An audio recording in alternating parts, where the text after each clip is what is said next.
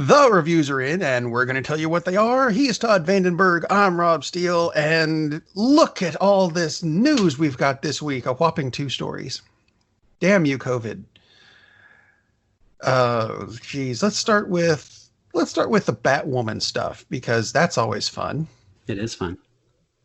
As we know, Ruby Rose has left the Batman show, or Batwoman show. Sorry, my genders got. Well, the genders of that show got swapped. I almost said that in a way that would have made Lee laugh. But he's not on the show, so screw him. Weird take that they're going to do on this. They are now saying they are going to drop the Kate Kane version of Batwoman and add a completely different character in for season 2. Which, to me, kind of goes... You know, in my head, I'm thinking just drop the name Batwoman and call it after whatever character you want to use. Because that doesn't make sense. You know, I can kind of see, instead of asking audiences to accept that, oh, we have a different actress and it's the same character, because that sucks. But that happens a lot. And basically you're just blowing off the entire first season of the show. It's like, yeah, that didn't matter. I mean, of course, they can tie it into the events that happened in the first season, but that does seem to be kind of an odd choice. It's like, okay, we invested however many millions of dollars in this, and you invested your time as a viewer, and it's like, we're blowing the whole thing off. Interesting. Now, if they're good writers, they could make a good flow going from there, but based on what I've seen of the CW shows, they don't believe in employing good writers. So I don't think it's going to be very well done. She was in a car accident and had to have a facelift and came out as whoever. Bill Cosby. What? That would be an easier, I mean, considering her occupation, that would be a really easy way to handle it. Yeah. And would make Not more Bill sense. Cosby, by the way. And, well... that would be kind of a stretch. But yeah, it would be, although if he got him on a work release program, he probably would have the time. He definitely has the time. And they could have a lot of prison fight scenes. So that would be cool. Yeah, that's an odd choice, I would say, because like you said, I mean, I know that was just kind of an offhand comment, but that would absolutely work, right? Yeah, so sure. Why not? An odd decision to... okay, we're going to have a different Batwoman character. I mean, yeah, there are lots of Bat people in the Bat family, and I get that, but that's just a strange thing to not have much of a payoff of that arc. Now, if they handle it correctly, it could be pretty interesting. We know they won't, but... Well, yeah. Well, I shouldn't say that. I have little faith in them handling it correctly because they make a lot of really bad decisions. Supergirl ducking from the fire. So, yeah. You want to hear a weird decision? I love weird decisions. I think that it's weird in that they wanted to do it and almost disappointing that they didn't. An interview has popped up online with Aaron J. Waltke. And I apologize if I'm mispronouncing your last name, but you didn't spell it right. I'm just saying. Yes.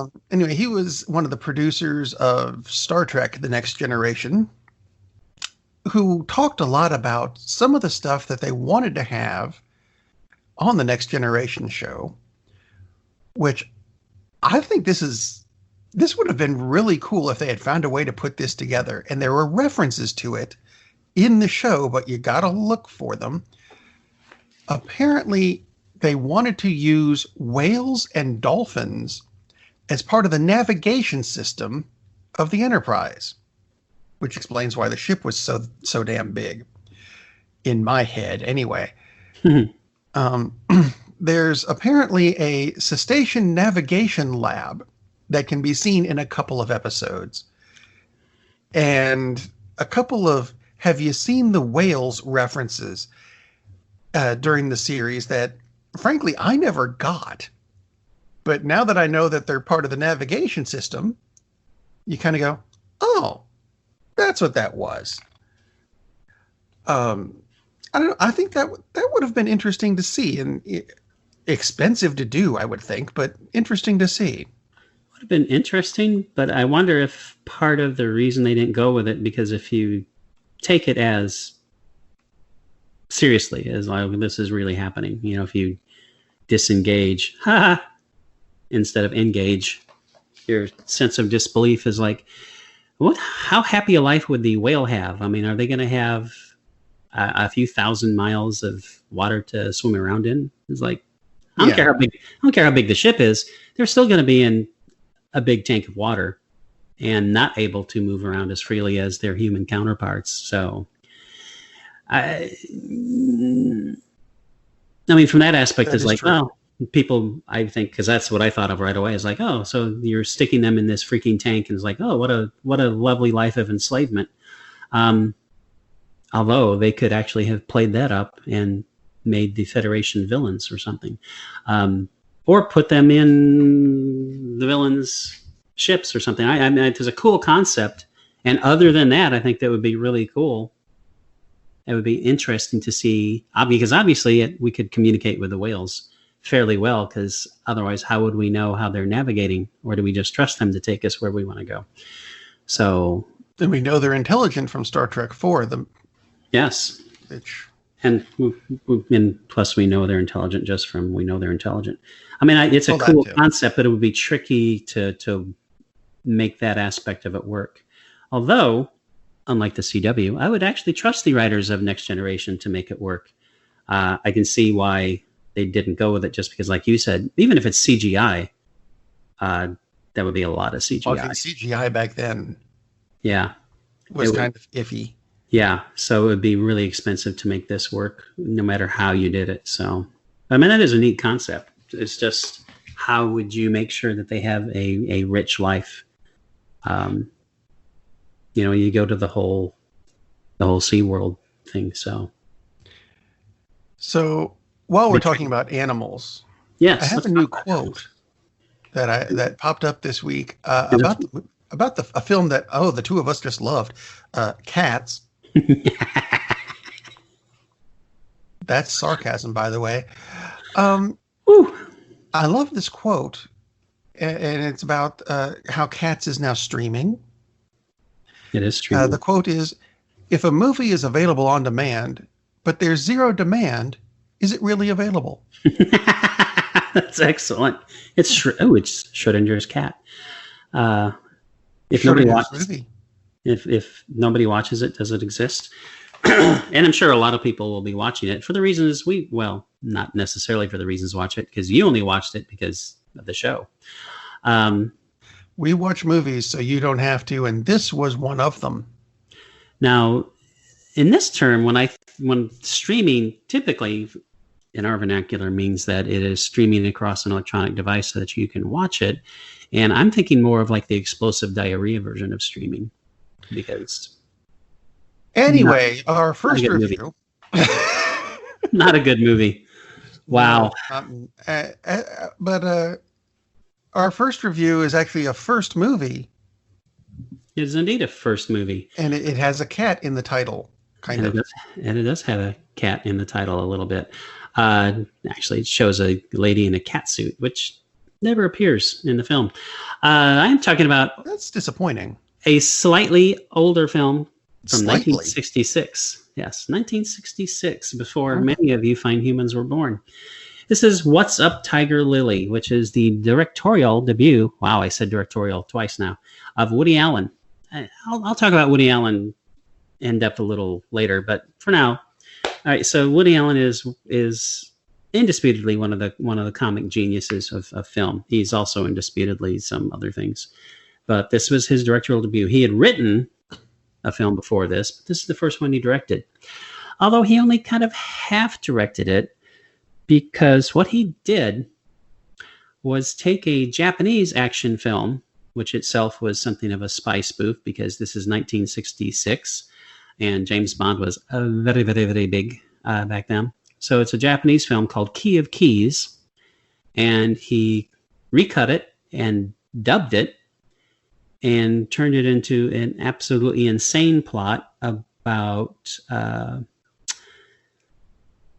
No way to say this other than about a competition to get the recipe, the secret recipe for the best egg salad in the world. And that's what it's about. Um, What a gripping plot that has to be. it is indeed a gripping plot. Now, the plot is only there to make jokes. So it's not a densely plotted film. It's not that kind of a movie. So you are following the adventures of the lead agent. And again, everyone in the film is a few people are Chinese, but basically everyone is Japanese in the film. And again, they've recut a film that was not exactly a spoof, I guess, but I mean, it's kind of a lighthearted spy movie, and recut it into the fact that this guy the lead is working for Japanese intelligence, and he is trying to track down an international arms dealer, whatever, and he gets involved in the mad caper of tied up with another arms dealer who is a rival who also wants the secret egg salad recipe, but only so that he can turn around and then sell it to the first guy for $1 million, because that's how he rolls. So basically, there's a lot of running around. There's some nudity, which is rather humorously covered up, because at the very beginning, this is how the film starts. I know I'm starting about as well as the film does. So you're just seeing random shots of a Japanese action film. You're seeing people running around. They kind of like detectives, maybe kind of like spies, and people are shooting at them, and they shoot at people, and things get blown up. And you watch this for about 3 or 4 minutes, and it's all in Japanese, by the way, without subtitles. And then suddenly they cut to a scene of a very young Woody Allen and just some random reporter guy talking about, so let's talk about this movie. And he literally just explains what they did, that they took this film and they recut it. And I should say Allen recut it and dubbed new lines in. And they go back and they show the credits. And they show the credits of our heroes sitting in a strip club watching this girl dance. And the guy's kind of like, yeah, whatever. It's like, oh, come on. And it's like, she's just getting to the good part. And then she takes her top off and not wearing anything, except this is 1966 in the United States. So they have a graphic that says foreign version floating over her breasts, so you can't see them. And it follows along, and then they go to a long shot, and the foreign version moves off, and it's just floating in the air, and they have 2 red X's over her breasts, so you can't see them, which tells you that things were a little different in Japan back in 1965 when the movie originally came out, in 1966 in the U.S., because they weren't going to show that in the U.S. Interesting. Mm-hmm. So it's pretty hard to follow the plot. Basically, it's the escapades of Phil Moskowitz, who is the name of the character, the lead character, and he is desperately trying to get the egg salad recipe before the villain can get it, because it would lead to world domination, because that's not what always happens in spy movies.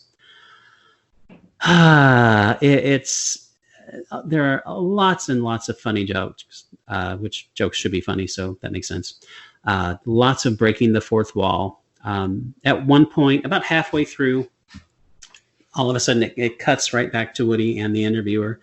And the interviewer says, "Is like, this is really difficult to follow. Can you tell your viewers what they've seen so far?" And Woody just says no. And they cut right back to the movie. It's not a great movie. It's a really fun movie, though. There's a heavy preoccupation with sex, because Woody Allen. Not saying it's a bad thing about the preoccupation with sex. It's very funny and it's well done. The lead is actually fairly charismatic. I mean, the fact that you don't hear his voice at all.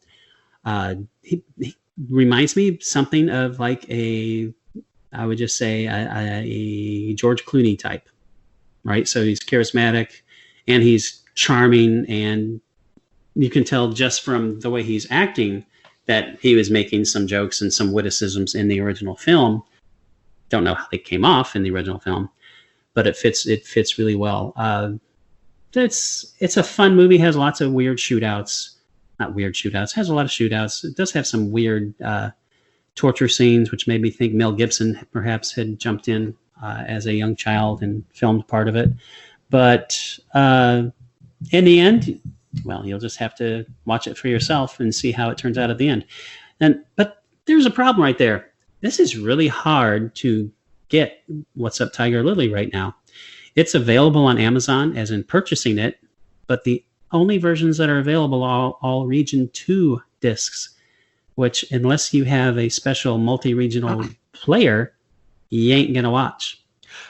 Can I tell you a secret about that? Yeah, tell me a secret. Tell all of us. I found this out when regioning was a bigger deal for us because we lived in Europe where Region 2 is. Right. There's a lot of DVD players that you could, if you find look it up where to set the region menu. Yeah. Because it's different from player to player, because if it's consistent, that would make sense. But a lot of them, if you set your DVD player for region 0, it plays every region disc. And a lot of people don't know that. I'm glad you said that, because I had forgotten that. And it does not. That was something they introduced later. Does not work on every player, but it works on a lot of them. So it's possible that you can spend $30 minimum for your Italian version of What's Up Tiger Lily and hope that it actually will have like an American soundtrack, which it might not, which is another thing to worry about, because it's not available on Blu-ray, I don't think. But I mean, at this point, it's kind of bizarre that this movie is not available. And at the same time, given Woody Allen's, let's say, off-camera, real-life predilections, I can kind of see why no one is in a rush to release it. Because while he's alive, probably no one really wants to add to his monetary bank.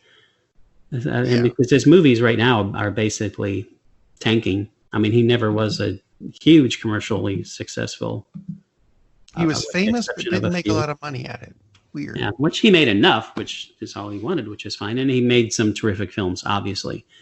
But I think in large part due to the fact that he made some odd personal choices and really bad personal choices, that his movies are not doing well at the box office at all. So I can kind of see that until he's dead, you may not find What's Up Tiger Lily easily obtainable. But it is obtainable because internet.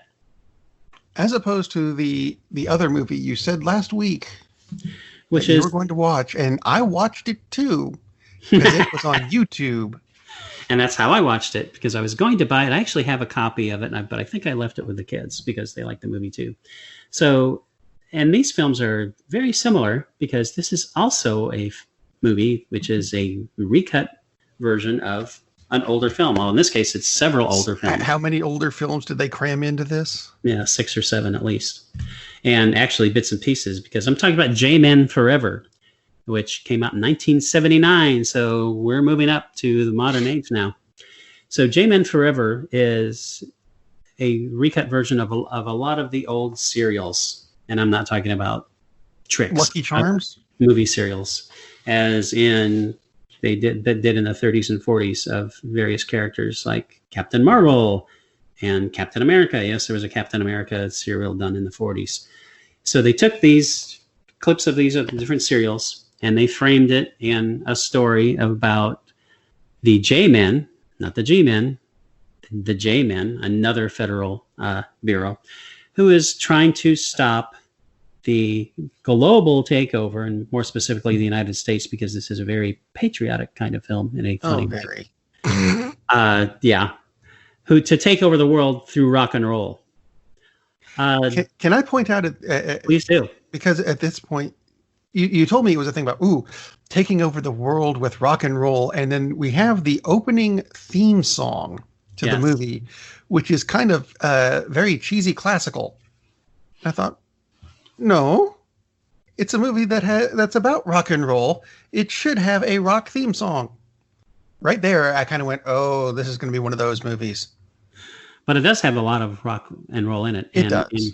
This isn't quite pre-pro because, it was pre-pro, but it was pre-pro for that other show, the Nikki X Happy Hour. We talked about one of the bands that's in it, Budgie, which I'd never heard of, which I felt better No, it about is the fact not I'd the never drummer heard for of it Susie and the Banshees. because Rob had never heard of Budgie either. But Neither had Lee, and I'm sure Ted hasn't either. yeah, hey Ted. So, but actually, it's some pretty good rock. I always assumed it was just like some session musicians that they'd thrown together, but now this is actual interesting weird rock from There the is a soundtrack available, probably from K-Tel at this point. 70s, probably from Billy Preston also has a song on this, and so does Head East. So there you go. I actually have a couple of people you may have heard of. Anyway, back to the show. So the J-Men have to stop the villain, who is the Lightning Bug, baby, which is just one of my favorite characters in movies of all time. This movie is so stupid, but I love this movie because it's absolutely hilarious, because they make huge fun of all of these characters from the 30s and 40s, renaming them. Like one typical agent, his name is Sleevecoat. Shazam, Captain Marvel, he is now the Caped Madman because he basically looks insane in all of the sequences he really he's in. Commander Cody, he is Rocket Jock, and they make fun of the fact that he has to turn a dial on his chest to what direction he's flying, and just some of the jokes in this are just absolutely classic. I love the fact that they actually used a DJ to do the voice of the Lightning Bug, because that's really what he is. He's a DJ from the moon. And yeah, the first scene took place in Polka Waltz, New Jersey, which I thought was kind of funny. Yes. And then all of a sudden, click. Meanwhile, on the moon. Wait, what? What? How? And for those of you who are listening to us going, this sounds really weird, think of it as many, many clips from MST3K, only without Joel and the robots. Yes. And again, they redubbed all the lines, and they have the framing sequence of Phil Proctor and Peter Bergman, who were founding members of the Firesign Theater, who were big back in the 70s. And so they do the framing shots. So they explain what's happening, basically. And then you go back into the action. But again, the DJ Machine Gun Kelly was not the rapper Machine Gun Kelly, because he wasn't born when they made this movie. Machine Gun Kelly does the voice, and he's excellent. He's absolutely hilarious. He lines up a bunch of guys, a bunch of stiffs and goons, as he calls them, and he's going to take them to teach them how to be DJs. So they'll talk real sexy like me, and he berates them. It's like, you dopes, you don't know Disco from Crisco, and it's just the stupidest lines, but it's a stupid movie, but I just love this movie because to me it's absolutely a guilty pleasure hilarious kind of movie thing. Oh my god, yes. Actually has a really good rating on IMDb, which I was shocked that many people enjoyed it, because it's a very odd movie, to say the least. But it's one of these movies you just really have to watch. It's 7.1 rating, which is really good, especially for a movie like this. It has some really good destruction scenes, because, spoiler alert, New York City is destroyed. And that's not really much of a spoiler, because in the context of this film, it really doesn't matter, except for that there's a payoff joke that goes with it, which is good, which I won't spoil that. But you just, the use of all of these serial heroes, and especially the renaming of them, like a female agent, her name is Juicy Withers. It's like, oh my god. So sponsored by Velveeta, because there's a lot of cheese going on in this. There is a lot of cheese, artificial cheese at that, just like Velveeta. But I think this movie is absolutely hilarious. I actually have bought it twice, and now I'm probably going to buy it a third time, even though, as Rob said, this is available on YouTube. The first time I ever saw it was, do you remember the show called Night Flight? Vaguely. It first showed up on, not even actually, the packaging of the DVD even says the Night Flight Classic. So wow. how this was ever released initially, no idea, and I'm too lazy to look it up on IMDb, even though I have the site open. But J-Man Forever, to me, is a funnier film than What's Up, Tiger Lily. The plot is more coherent, which isn't that hard, actually. And the voice acting in What's Up, Tiger Lily is well done. It totally fits it. But Machine Gun Kelly as the voice of the lightning bug, who, by the way, has 5 different appearances, and he explains that by saying he packed all 5 of his disguises because he's going back up to the moon. Yeah, but one of them looked like Queen Victoria. What the hell was up with that? Yes, one of them did look like Queen Victoria, and one of them looks a lot like Darth Vader, which of course he references in the movie. So I just, out of the two, What's Up, Tiger Lily? I recommend What's Up, Tiger Lily. Very funny movie. Going to be hard for you to find it, but it's a very funny flick, and it's an interesting look into the mind of one of the best comedic film writers that we've had. It's a weird mind otherwise, but an interesting look at Woody Allen and where he was going to go from there. And J-Man Forever, which I think is even funnier, is probably easier to follow and has some absolutely, just tons of just really goofy, cheesy lines. Very, very much so. Stuff I got this week, not as well. Okay, one of them's almost as cheesy, but not as funny, and the other one just doesn't make a damn bit of sense. I'll get to that one in a minute.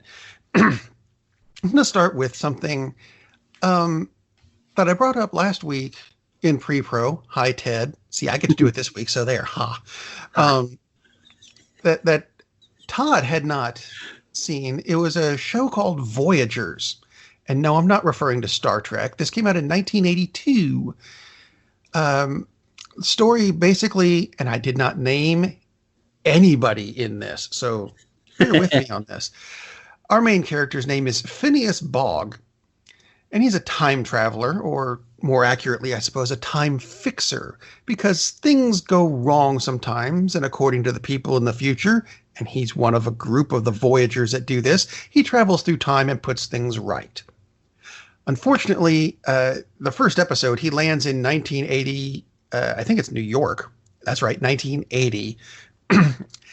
And he accidentally bumps this 11-year-old boy, Jeffrey Jones, no, not the actor of the same name. Thank God. Bumps him out a window, and little Jeffrey might have died if Phineas hadn't jumped after him, activated his time machine, which is kind of a weird pocket watch, and the two leapt into another time. Now, the premise for the overlying show is that Phineas has dropped his instruction book, which is really a history book, dropped it in Jeffrey's room, and for some reason that never made a whole lot of sense to me, they can't go back and get it. So Jeffrey is stuck with Phineas, but fortunately, Jeffrey is a history buff, and the two spend the rest of the series jumping through time, which looks literal when you go for these 1980s special effects, and they're putting things right. Now, essentially, this is a family show, which is fine, and Phineas, who is played by heartthrob actor John Eric Hexum, plays up his sexuality, but Jeffrey, who is played by Mino Palouse, and I apologize if I mispronounced that, Jeffrey has a tendency to show up before anything resembling actual sex can happen. So, family show. The thing about the series is that there are a lot of historical figures that show up because they're fixing history. So you've got people like Cleopatra, Mae West, Marie Antoinette, Abraham Lincoln, Charles Lindbergh, Arthur Conan Doyle, and even Babe Ruth shows up at some point. Having him meet Cleopatra was weird. But there's a lot of actual history going on here. And just for fun, at the end of each episode, which was made in 82, 83, long before the internet, the show would end with, if you want to learn more about the characters in this particular episode, check out a book on them from your local library. That's right. The whole series is really just one big PSA for your local library. And in 1982, I didn't care because I was, 11, and I liked it. It was fun. It wasn't quite the serious sci-fi time travel series like Doctor Who, or it wasn't as comedic as Bill and Ted. But, it was good, wholesome family entertainment, just like the Yeah. WWF. Anyway, there isn't a whole lot of episodes because there's just one season before John Eric Hexum accidentally killed himself, which is tragic because he was actually a pretty good actor. But the series, and I thought this was weird, the series is available from Amazon, YouTube, iTunes, and Google Play for $1.99 an episode, $14.99 for the whole season, or if you go to the NBC streaming service, it's free. That would be the way to watch it. Let us ponder which way to go. So yeah, I actually would recommend Voyagers, and this is if you need something to watch with the kids that you can. They don't screw with history enough to make them fail history tests, and they might make your kids go, "Oh, I'm interested in Charles Lindbergh because I didn't know who that was at the time, and now they might." It's a good summer series. The kids are home anyway. Give them something historical to watch that they'll have fun with. There you go. Let me ask you something Sure. about that show. How does Mae West fit into a family-oriented show on history? They went around a few things, but it worked. Interesting choice. Like I said, Jeffrey kept showing up before anything resembling sex would happen. So yeah, because Mae West kind of enjoyed that activity from what you read. saying. From what Mae West said. I bet Babe Ruth liked her. I bet he liked her a lot. Then we're going to have to end on a bit of a bummer, I suppose, because the last thing I watched, and I watched this last night, mainly because I kept seeing ads for it on Facebook. Damn it. And it looked pretty. Well, and it wasn't a gas. sci-fi thing. Is a movie called Blood Machines. And it's going to go downhill from there. I see Todd nodding. Are you familiar with this? I have seen. I just saw the ad last night on Hulu, as a matter of fact. See, there we go. Now, I did have to look up some stuff. Most specifically, when this movie came out, because it has release dates of 2016, 2018, 2019, and 2020. Oh, That's clever. Speaking of time travel, hey. Now, it turns out that Blood Machines is not a movie, because I thought it was. It's a series of 3 episodes. Why? Just make it a movie, because each of these episodes is 20 minutes. That's not even an hour. Oh, jeez. Okay. Now, the premise, as I was told in the ad, because I needed an ad to tell me this, was that an artificial intelligence has escaped her spaceship and turned into a female ghost and challenges 2 Blade Runners to a galactic chase. Uh-huh. Now, like I said, there are 3 episodes, none longer than 20 minutes. And in the first episode, the AI ship has crashed. Doesn't crash into the planet, has already crashed on the planet. And 2 guys, I'm assuming the Blade Runners, land in their ship next to it to salvage the ship. Okay, fine. Why does their ship have teeth? I'm just saying. Is it a blood machine? I just work here. Anyway, they're trying to salvage it, but there are natives. Really? All female natives, as near as I could tell, who are convinced that the AI on the crashed ship is almost ready to come alive with its own body. Really? Okay. How can you tell that? We just know. Oh, well, if you just know. And I think they perform a ritual. It's kind of hard to tell. This movie is very weird.